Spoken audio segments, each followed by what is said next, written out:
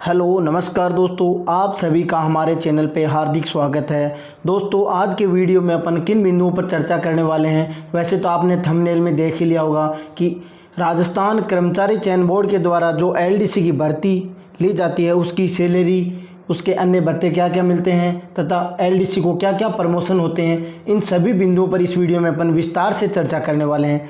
तो सबसे पहले अपन बात करते हैं एलडीसी की, जो कर्मचारी चयन बोर्ड के द्वारा ली जाती है राजस्थान, उसका ग्रेड पे क्या है, 2400 रुपये ग्रेड पे है। उसके बाद में बात करते हैं पे बैंड क्या है, 5200 से 20,200 रुपये आपका पे बैंड है। अब 7 पे कमीशन के अनुसार लेवल निर्धारित किया गया, कौन से लेवल में है, एलडीसी लेवल 5 में रखा गया है। अब बात करते हैं, देखो प्रोबेशन के दौरान एलडीसी को क्या सैलरी मिलती है। प्रोबेशन के दौरान फिक्स वेतन मिलता है 14,600 रुपये। पहले क्या होता था कि एनपीएस की कटौती होती थी, अब ओपीएस लागू हो गया तो एनपीएस की कटौती होती थी 10%, तो 14,600 का 10% 1,460 रुपये आपका कटौती होती थी एनपीएस के रूप में। अब होगी जीपीएफ की कटौती। जीपीएफ की कटौती होती है 1,450 रुपये आपकी। अब देखो इसका निश्चित नहीं है, अभी जीपीएफ की कटौती होगी तब तो 1,450 रुपये की होगी या नहीं होगी, इसके बारे में अभी कोई आदेश जारी नहीं किया गया है। होगी तब तो 1,450 रुपये होगी और नहीं होगी तो आपको 14,600 रुपये मिलेंगे।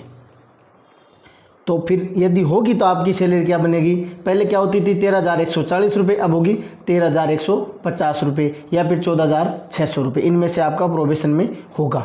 जो नई भर्ती आने वाली है 2022 की, जो रीट के बाद में दूसरी बड़ी भर्ती होगी, उसकी बात कर रहा हूँ मैं। अब बात करते हैं, देखो आपके प्रोबेशन के कंप्लीट होने के बाद में आपकी सैलरी क्या मिलने वाली है।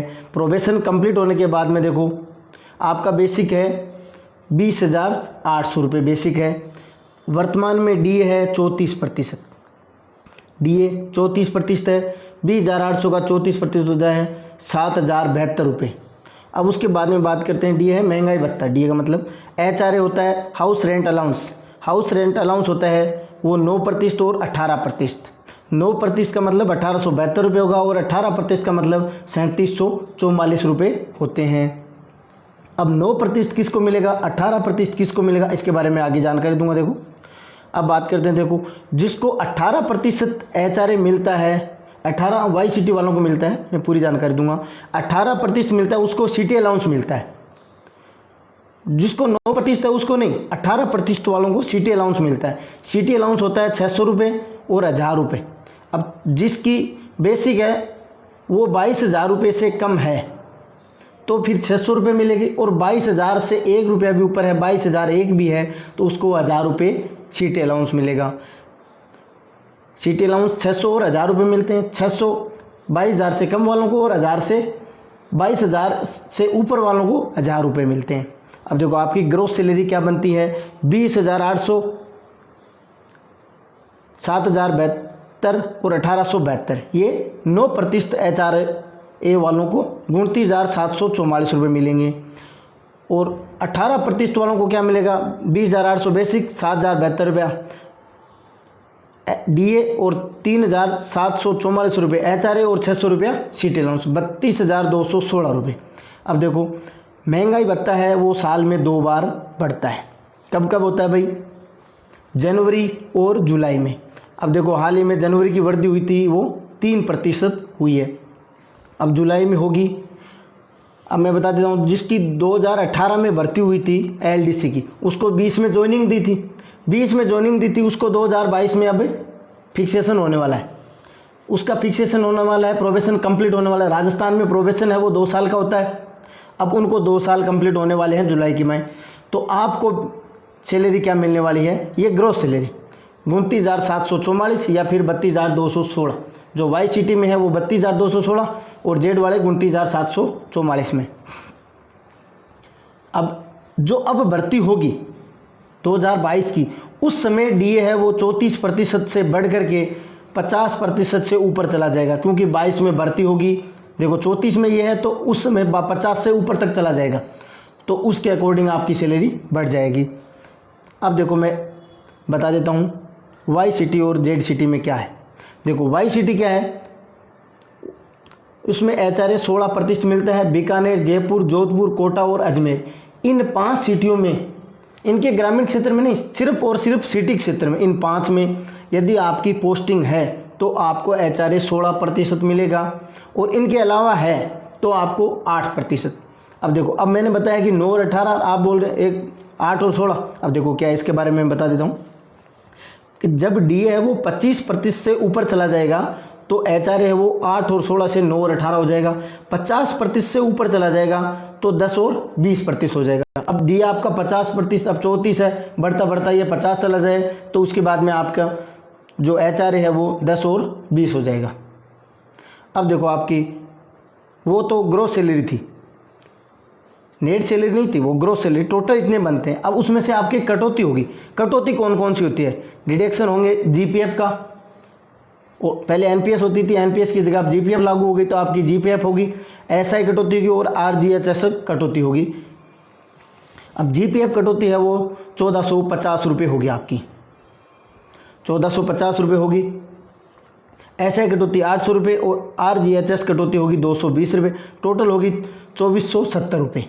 अब देखो GPF कटौती है 1450 तो मिनिमम है, उससे आप ज़्यादा भी कटवा सकते हैं। देखो ये आपको सारणी में बता देता हूँ, 23,100 रुपये तक आपका है, उससे कम है तो 1450 रुपये बेसिक, और 23,101 रुपये से ऊपर है तो आप 1625। इस प्रकार से ये पूरी सारणी दी हुई है। ये आपको मिनिमम कटवाना पड़ेगा, इससे ऊपर है ना जितना आप चाहो उतना कटवा सकते हो। वर्तमान में इस पर 7.1% चक्रवृद्धि ब्याज से की दर से ब्याज मिलता है। मिनिमम आपको करवाना पड़ेगा, ऊपर आप कटवा सकते हैं। ब्याज है वो 7.1% है चक्रवृद्धि ब्याज। अप्रैल में आपका ब्याज है वो मूलधन में जुड़ जाता है। अब आगे देखो SI, पहला GPF था, GPF के बारे में मैंने पूरी जानकारी दे दी है। अब SI में क्या होता है, उसमें आप कितना भी कटवा सकते हैं, इसमें ऐसा नहीं है। इसमें देखो ये 22,000 है भाई, 22 तो नहीं, 22,000 से कम या 22,000 है तो आपको 800 रुपये मिनिमम है। उसके बाद में 1 स्लैब बढ़ा करके 1200 और 2 स्लैब बढ़ा करके 2200, ये 3 कटौतियों में से ही आपको करवानी पड़ेगी। 800, 1200 और 2200। 22,001 रुपये से 28,500 रुपये तक है तो 1200, 2200 और 3,000, ये 3 कटौतियों में से आप जो अच्छी लगे वो कटवा सकते हैं। मैंने आपको मिनिमम बताया है 800 रुपये। उसके बाद में आप, ये नहीं है कि इससे ऊपर कटवाना चाहें तो आप कटवा सकते हैं। जैसे इसमें है 22,000 आपका मूल वेतन है और आप कहें कि 3,000 रुपये में कटवाना चाहता हूँ, ऐसा संभव नहीं है। GPF में है आप जितना चाहें उतना कटवा सकते हैं। अब देखो मैं आपको बता देता हूँ आपकी नेट सैलरी प्रोबेशन के बाद में जो पहला मैसेज आएगा आपके अकाउंट में वो कितने का आने वाला है।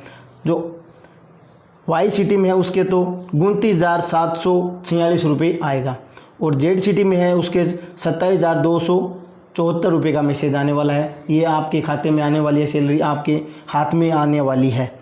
29,744 में 2470 आप गढ़वा लें, उसके बाद में 27,274 रुपये ये आपके बाई हैंड मिलने वाली है। अब मैं बता देता हूँ आपको, प्रत्येक वर्ष 3% इंक्रीमेंट होता है और वो होता है जुलाई में। कब होता है? जुलाई में। जुलाई में आपका 3% इंक्रीमेंट होता है। देखो फर्स्ट बार में आपका बेसिक क्या है, 20,800 रुपये, 20,800 रुपये है। उसके बाद में इसका 3% इंक्रीमेंट होकर के जुलाई में आपका बेसिक हो जाएगा 21,400 रुपये। अब 21,400 रुपये आपका बेसिक होगा तो फिर DA और HRA वो 21,400 रुपये होगी। उस प्रकार से आपकी वेतन है वो हर वर्ष में बढ़ता जाएगा। DA में तो सीधा DA बेसिक का 3%, 2% या 4% तो वो इसमें होता है, ये बेसिक बढ़ता है तो पूरी सैलरी में काफ़ी चेंज होगा। अब मैं आपको बता देता हूँ, ये हर बार 3% बढ़ता है। 20,800 से 21,400, 22,000, इस प्रकार से 3% हर बार बढ़ता जाएगा। अन्य भत्ते क्या क्या मिलते हैं इसके अलावा, देखो दीपावली का बोनस है वो 6,770 रुपये है वर्तमान में, ये मिलता है। चुनाव में आप जितनी ड्यूटी आपके हेडक्वार्टर से आप जिस मुख्यालय तक जाते हैं उसके अकॉर्डिंग आपको चुनाव भत्ता मिलेगा। इसके अलावा जनगणना में आपकी ड्यूटी लगी है तो वहाँ आपको मिलेगा TA। इसमें काफ़ी आपको, जनगणना चुनाव ड्यूटी है तो चुनाव है उसमें भी काफ़ी है, जनगणना है तो 10 साल से होती है।